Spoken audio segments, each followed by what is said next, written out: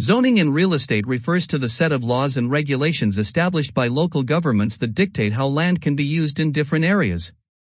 These laws control the development and use of property within certain geographic zones to ensure orderly growth, protect property values, and separate incompatible land uses. Zoning categories, types. Residential are areas designated for housing, e.g., single-family, multifamily. Commercial, see areas for businesses like stores, offices, and restaurants. Industrial, areas for factories, warehouses, and heavy manufacturing. Agricultural, areas preserved for farming and rural uses. Mixed use allows a combination of residential, commercial, and sometimes industrial uses. Zoning serves many purposes, including to segregate incompatible uses, such as keeping a highway away from a neighborhood. Put the land to the use for which it's best suited. Protect the livability of a community and its property values. Evolve with the needs of the communities it serves. Mixed-use properties combine complementary uses such as residential and commercial. Often these are built with a retail space below and condominiums above. Planned unit developments, PUDs, are examples of mixed-use properties. In this case, planned unit development describes both the type of the development and the regulatory process that allows the developer to meet the community's goals for land use and density without being restricted by existing zoning requirements. A PUD is planned and built as a single unit, with the type and location of uses and buildings fixed throughout the entire project. Using a PUD allows for innovative uses of spaces and structures to achieve planning goals. In a PUD, individuals will own the building or unit they live in, and will share joint ownership with other members of the development or association. This differs from condominiums, in which the owners simply own the airspace of their individual units, and the buildings and common areas are jointly owned. Cluster zoning is a method of determining density by a specific area rather than lot by lot.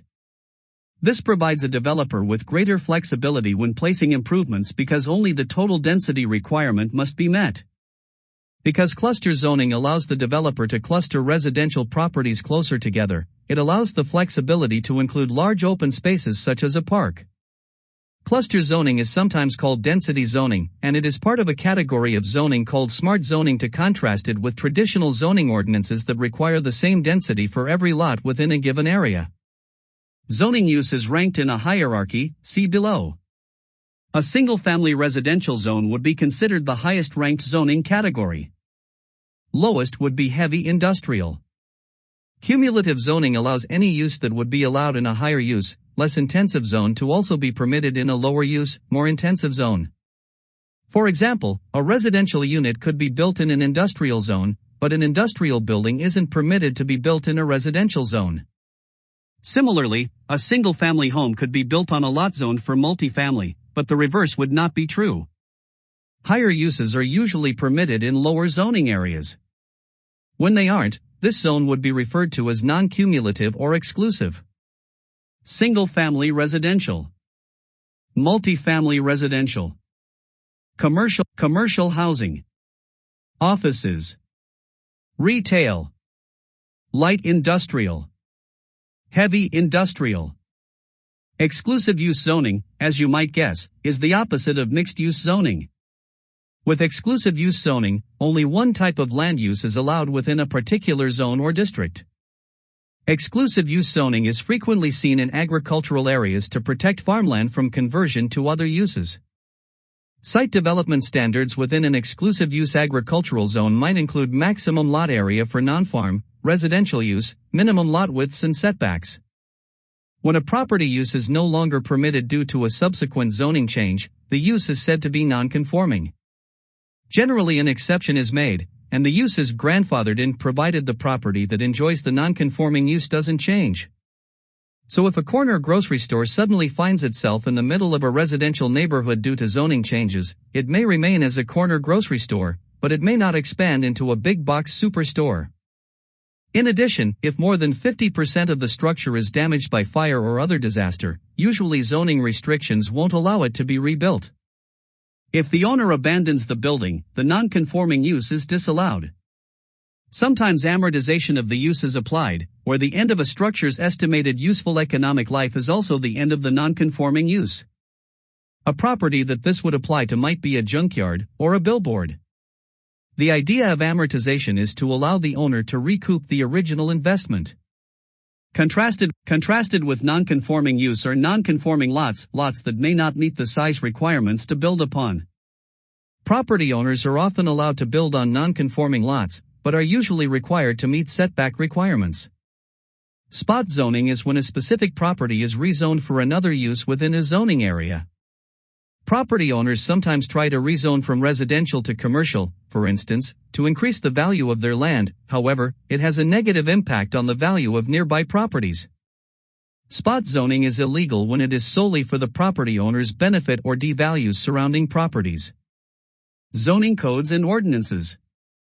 These are specific rules for each zone, such as minimum lot sizes, building height limits, setback requirements, distance from the street or property lines, parking requirements, use restrictions, e.g., no businesses in residential zones, zoning maps, visual representation showing how a municipality is divided into different zones, zoning changes and variances, rezoning, changing the zoning classification of a property. Variance, a legal exception granted to allow a property to be used in a way that differs from current zoning laws. Conditional use permit, permission to use land in a way not typically allowed in a zone, but under specific conditions. Why zoning matters. It affects property value, development potential, and how a property can be used. Buyers, developers, and investors must understand zoning to ensure compliance and to identify opportunities. A special use permit, also called a conditional use permit. In real estate and urban planning, a moratorium is a temporary halt or suspension of certain activities, typically imposed by a government or local authority. It is often used to pause development, construction, or the issuance of permits while officials review policies, address infrastructure concerns, or plan for future growth. Historic preservation of properties. Many localities have enacted land use regulations to protect the historic character of the area, either due to architectural or historic landmark significance. Some municipalities set up historic preservation commissions whose role it is to identify and help preserve historic landmarks. In contrast to other zoning ordinances, landmark preservation ordinances are designed to protect buildings rather than the use of the land. Owners of some designated buildings may be prevented from demolishing or drastically changing the building's exterior, or even interior. Landmark and historic preservation commissions accomplish their objectives by recommending ordinances to preserve certain historic neighborhoods, landmarks, buildings, and sites. They also review and approve applications for changes to an existing landmarks that involve construction, demolition, or relocation. What is the Sunshine Law? The public does get its say in local land use planning, Joe said. This happens through the Sunshine Law, also called the Open Meeting Law. The Federal Freedom of Information Law says that all meetings of governmental agencies and their departments must be open to the public. We elected them and we pay their salaries, so we get to see what they're up to. The public also has the right to view records of those meetings. The Sunshine Law means that all meetings of zoning boards, planning boards, and the local zoning authorities are open to the public. The Freedom of Information Act is a federal law, not a state-specific law.